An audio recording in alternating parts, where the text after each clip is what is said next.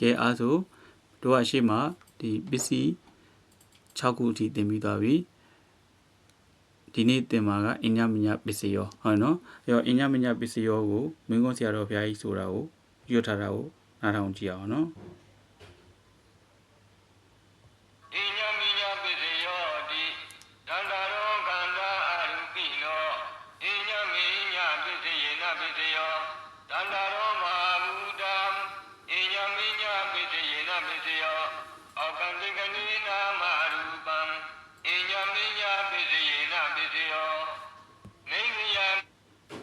အဲ့တော့လိုက်ဆိုကြည့်အောင်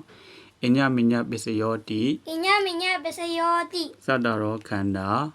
သတ္တရောခန္ဓာအရူပိနောအရူပိနောအညမညပစ္စေနပစ္စယောအညမညပစ္စယေနပစ္စယောသတ္တရောမဟာဗုဒ္ဓသတ္တရောမဟာဗုဒ္ဓအညမညပစ္စယေနပစ္စယောအညမညပစ္စယေနပစ္စယောအောက်ကံတိတ်ကနေအောက်ကံတိတ်ခနေနာမရူပံနာမရူပံအညမညပစ္စယေနပစ္စယောအညမညပစ္စယေနပစ္စယောအဲ့ဒါကိုတစ်ခေါက်ဆိုကြည့်ပါဦးဟုတ်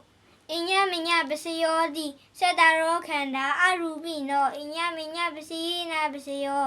သတ္တရောမဟာဗုဒ္ဓအညမညပစ္စယေနပစ္စယောအောက်ကံတိတ်ခနေနာမရူပံအညမညပစ္စယေနပစ္စယောဟုတ်ပြီနော်အဲ့တော့တရားကိုချက်ခတ်လိုက်မယ်နော်ဟုတ်ဒီနေ့တော့ဒီလောက်ပါပဲ